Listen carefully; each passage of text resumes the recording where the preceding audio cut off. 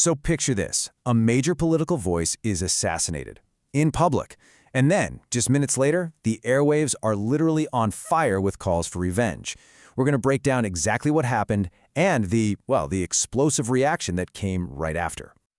All right, before we jump in, you know the drill. If you're into these explainers, do us a solid. Smash that like button and subscribe. It helps a ton. Okay, let's do this. So this shocking event didn't just come out of nowhere. Seriously, this was like the boiling point in what was already a super tense and honestly violent political atmosphere.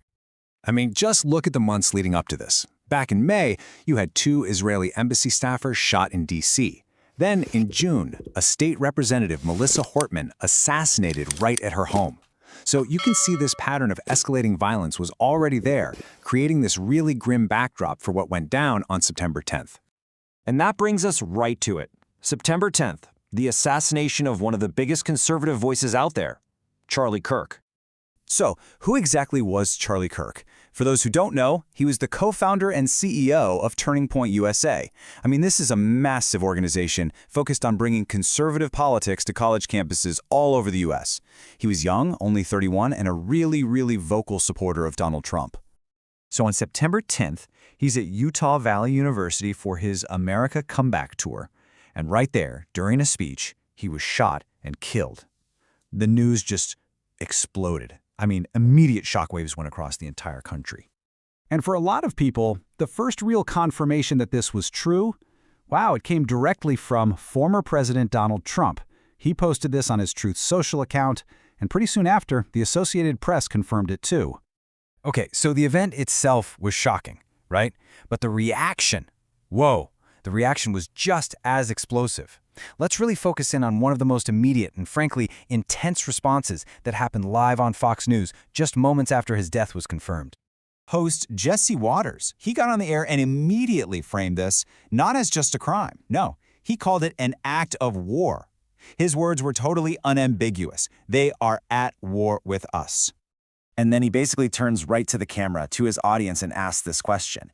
He's framing the whole thing as a call to action. He tied Kirk's death to all this other stuff that was happening and pretty much demanded, so, what are we going to do about it? And he didn't hold back on who to blame. The net was cast super wide. Waters flat out said everybody's accountable. And then he specifically called out politicians, the media, and, his words, all these rats out there. But then came the line that really set things on fire. This was the most direct, the most incendiary statement of the night. Waters looked straight into the camera and said, "We are sick, we are sad, we are angry, and we are resolute, and we are going to avenge Charlie's death." Okay, so you have this incredibly heated rhetoric on the air. The big question is, what happens next? What were the immediate consequences, the official responses? So, while all that fiery language is still hanging in the air, something else is happening, a totally different kind of response. It's a wild contrast because you have officials from both parties coming out to condemn all political violence. And, get this, at almost the same time, the FBI director, Kash Patel, announces they already have a person of interest in custody. But here's the thing. For Waters, none of that seemed to matter. The arrest, the statements from both sides, it didn't change the narrative one bit. He doubled down, declaring the assassination a turning point and saying, we know which direction we're going. And that's really what this all boils down to, right? The central question, just hanging there. A turning point, sure, but a turning point for what exactly? Is this the moment the country comes together against violence? Or is it the spark for something else entirely?